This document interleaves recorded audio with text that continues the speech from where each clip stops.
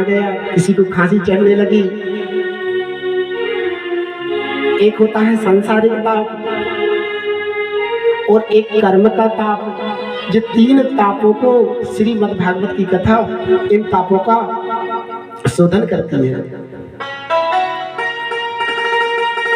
अरे रामचरित्र मानस में तो इतनी इतनी आस्तुति दी है, इतनी बंदाऊ गुरु देहिक देविक भौतिक तापा। जी राम चरित्र मानस में तुलसीदास जी ने इस चौपाई को लिखा है। और रामचरितमानस भवानी शंकरौ वंदे श्रद्धा विश्वास रूपिणो याभ्याम बिना न पश्यन्ति श्रद्धा स्वांत स्त्रीश्वरम। शंकर जी की वंदना, माता पार्वती जी की वंदना, जनक जी की वंदना, दशरथ जी की वंदना, तीनों रानियों की वंदना, निंदा करने वालों की वंदना, निंदा सुनने वालों की वंदना, कितनों की वंदना दी है। और सबसे प्यारी दी है हमारे रामचरितमानस में गोस्वामी तुलसीदास जी ने गुरु जी की क्या दिया है। अरे बंदहु गुरु पद पद में परागा, बंदहु गुरु पद पद में परागा, बंदहु गुरु पद पद में परागा, बंदहु गुरु पद पद में परागा, सुरत सुभाष सरस अनुरागा, सुरत सुभाष सरस अनुरागा,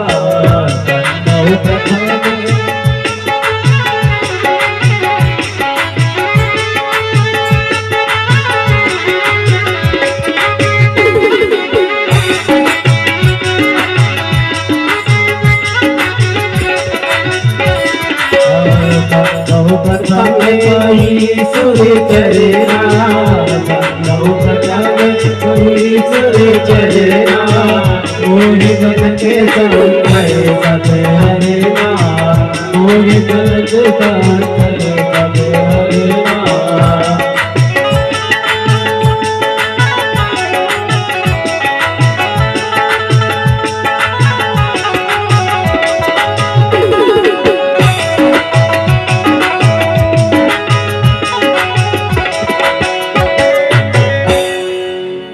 अरे बंदहु गुरु पद पदों में परागा, सुरुच सुभाष सरस अनुरागा। कितनी सुंदर वंदना दी है रामचरितमानस में। भैया पुनि प्रणबऊ पृथुराज समाना, पर अग सुनहि सहस दस काना। निंदा करने वालों को 10,000 कान की क्षमता दे दी कि तुम भैया एक कान से नहीं सुन पाओगे, इसलिए 10,000 कानों से सुनो। निंदा करने वालों के लिए एक ऐसा विचित्र ग्रंथ है। और सूजी महाराज से इन सौनकादियों से 88,000 ऋषियों ने सिर्फ ये 6 प्रश्न करे हैं कि महाराज इन प्रश्नों के बारे में बताइए।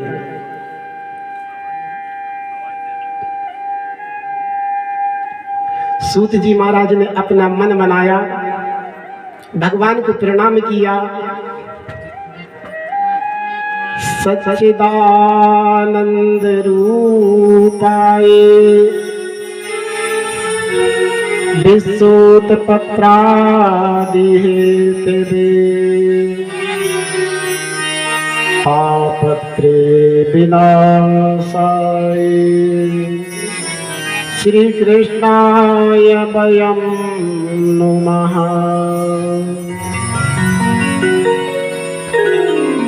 सूजी महाराज ने कहा कि पहले एक काम करो, इन प्रश्नों के उत्तर देने के पहले बोले आइए सुखदेव जी को नमन कर लेते हैं। तो ऋषियों ने प्रश्न कर दिया, जी सुखदेव जी महाराज है कौन? देखिए अगर कोई कहानी सुनाता है तो उसमें हुंका देना पड़ता है, और हुंका में लगा चूका के पीठ में पड़ा एक घूंसा। कोई भी कथा कहता है, यहां पर सूत जी महाराज ने अपना मन बनाया, तो यहाँ 88,000 ऋषियों ने प्रश्न कर दिया जे सुखदेव जी महाराज कौन है। अब देखिए, भगवान को जो भी काम कराना रहता है ना, वहां पे नारद जी आ जाते हैं। नारम ज्ञानम ददाती ते नारद। भगवान भोलेनाथ हिमालय में बैठे हैं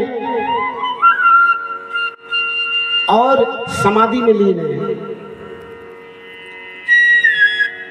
यहाँ नारद जी आ गए, और जैसे ही नारद जी आए तो मैया पार्वती जी ने जैसे ही देखा तो नारद जी के चरणों में प्रणाम किया। अब मैया ने नारद जी को प्रणाम किया, नारद जी ने मैया को प्रणाम किया, और मैया ने नारद जी को प्रणाम किया। देखिए, हम लोग तो जो प्रणाम के चक्कर में रोज ही रोज हम थोड़ी करेंगे, एक आध दिन तो वो भी करे। अब मैया पार्वती जी नारद जी को मानती है अपना गुरु, क्योंकि इनका विवाह तो इन्हीं ने कराया है ना। आइए आइए नारद जी, आइए, आपका स्वागत है। आजकल क्या बात है, दिखती नहीं है। नारद जी ने कहा, मैया आजकल सब जगह आना जाना बंद कर दिया है, कोई सबके यहाँ स्वार्थ ला के करे ही सब प्रीति, कोई मोह माया नहीं रही, किसी के पास प्रेम नहीं रहा, इसलिए सबके घर आना जाना बंद कर दिया है। घर घर में विडंबना, बाप बेटे में झगड़ा, पति पत्नी में झगड़ा, माँ बेटे में झगड़ा, किसी के पास प्रेम ही नहीं रहा। मैया ने कहा, नारद जी क्या बात करते, हमारे पति देवता और हम में तो इतना प्रेम है, इतना प्रेम है, इतना प्रेम है कि वो हमको आज बताते कि हमने राम झांकी का दर्शन किया, आज हमने कृष्ण झांकी का दर्शन किया, आज हमने ये काम किया, हमने आज वो काम किया। सारे दिन भर की जो लीला, रामलीला रहती है, कथा वार्ता रहती है ना, वो हमको बता देते हैं। अरे नारद जी, और की बात तो छोड़ो, गुरु मंत्र में जो गुरु जी मंत्र देते हैं ना, कान फूंकते हैं, हमारे पति देवता तो वो भी हमको बता देते हैं।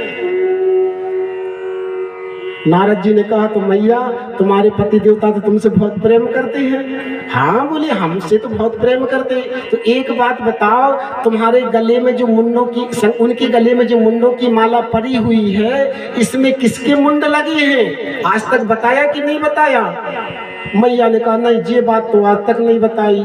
तो नारद जी ने कहा, खाक प्रेम करते हैं, जो 24 घंटा जिसके गले में मुंडों की माला पहरे फिरते रहते हैं और वो डाले घूमते फिरते रहते हैं, वो नहीं बताया, और तुम कहती हो प्रेम करते हैं।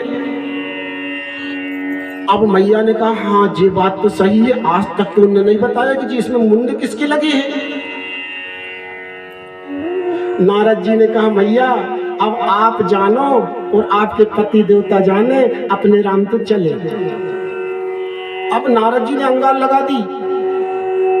अब नारद जी वहीं से निकले जहां भोले बाबा समाधि में बैठे थे, और जाते जाते नारद जी ने बाबा जी के चरणों में प्रणाम किया, बाबा जी राम राम।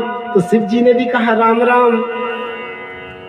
नारद जी ने कहा, बाबा जी मैया आपको अंदर याद कर रही हैं। शंकर जी ने कहा, हाँ तुम घर के अंदर से जा रहे तो जरूर याद कर रही होंगी, क्योंकि तुम्हारा काम ही है ना, तुम घर के अंदर से जा रहे हो, तुम जरूर याद कर रही होगी। यहाँ बाबा जी उठे, अंदर गए, और जैसे ही अंदर गए तो मैया बैठी है मुंह बना के। भगवान ने कहा, देवी क्या बात है, क्या उदास हो, दूर दूर दूर दूर बात मत करना, बात मत करना। ऊपर से भी काले, अंदर से भी काले, कपटी लोगों से हम बात नहीं करते।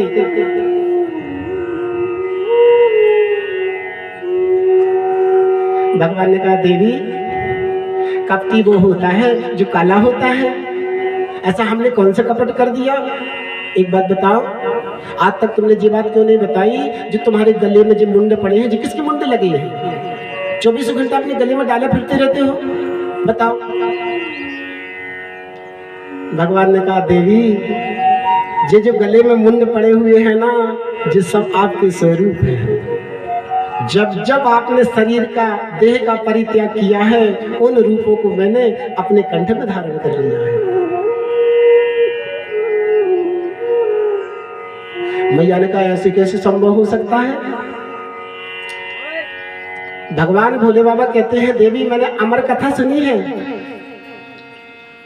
मैया ने कहा अब तो अमर कथा हम भी सुनेंगे। अमर कथा, अब देखिए यहाँ बाबा जी ने मैया के लिए अमर कथा प्रारंभ कर दी। जितनी भी कथा रची महेश निज मानस राखा। देखिए रामचरित्र मानस को भी शंकर जी ने छुपा के हृदय में रख ली थी, लेकिन उसको प्रकट कर दिया, उसको प्रकट कर दी। आज मैया के लिए शिव बाबा अमर कथा सुना रहे हैं। और देखिए हिमालय पे एक वृक्ष के नीचे बैठे एक पंछड़ी का बच्चा का अंडा रखा हुआ था वहां पे, और जैसे ही अंडा रखा हुआ था एक हवा का बहुत जोर से झोंका आया और वो अंडा जीव प्रवृत्ति में प्रकट हो गया। और जैसे ही प्रकट हुआ यहाँ भोले बाबा ने कथा चालू करी, और कथा चालू करते करते मैया हुक्का दे रही थी और कथा अमृत रसपान कर रही थी। करते करते करते मैया जी को नींद आ गई। और जब यहाँ नींद आई तो उस पंछड़ी के बच्चे ने सोचा कि अगर हुक्का में चूका हुआ तो कथा बंद हो जाएगी, इसलिए वो पंछड़ी का बच्चा हुक्का देने लगा।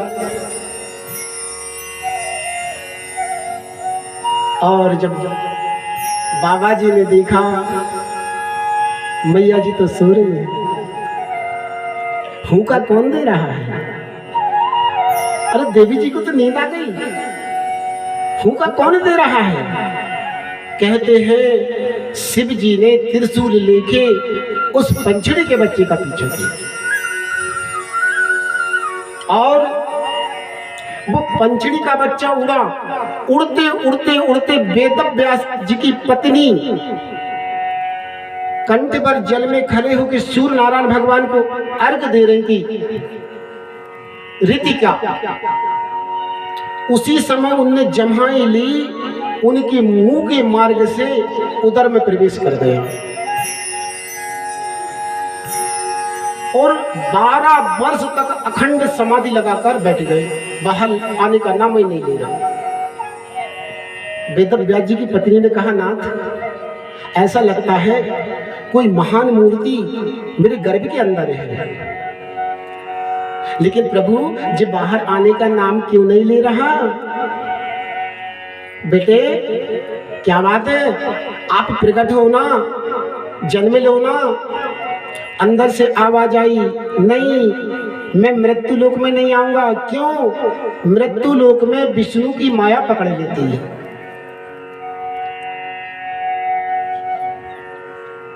इसलिए मैं गर्भ में, कहते हैं परमात्मा ने साक्षात आके वचन दिए कि तुम्हारे ऊपर विष्णु की माया का कोई प्रभाव नहीं पड़ेगा। यहाँ महाराज सुखदेव जी ने जन्म लिया और तुरंत जन्म लेने के बाद तुरंत 16 वर्ष की अवस्था में बन गए। दैविक शक्तियां हैं। तुरंत अपना कमंडल उठाया, सोटा लंगोटा उठाया, बाबा बैरागी बन के जंगल की ओर निकल गए। माँ बाप लगे बेटा रुक जाओ, बेटा रुक जाओ। वेदव्यास जी पीछे पीछे जा रहे थे। अरे बेटा कहाँ जा रहे हो? पिताजी जी छोड़ के कहाँ जा रहे हो? रुक जाओ रुक जाओ। सुखदेव जी महाराज चले जा रहे हैं। कहते हैं एक सरोवर में कुछ माताएं बहनें स्नान कर रही थी,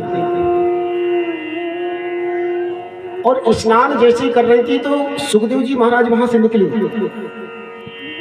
इसके बाद वेदव्यास जी निकले, और जैसे ही वेदव्यास जी निकले उसी समय भी माताएं बहनें देवियां स्त्रियां तुरंत वस्त्र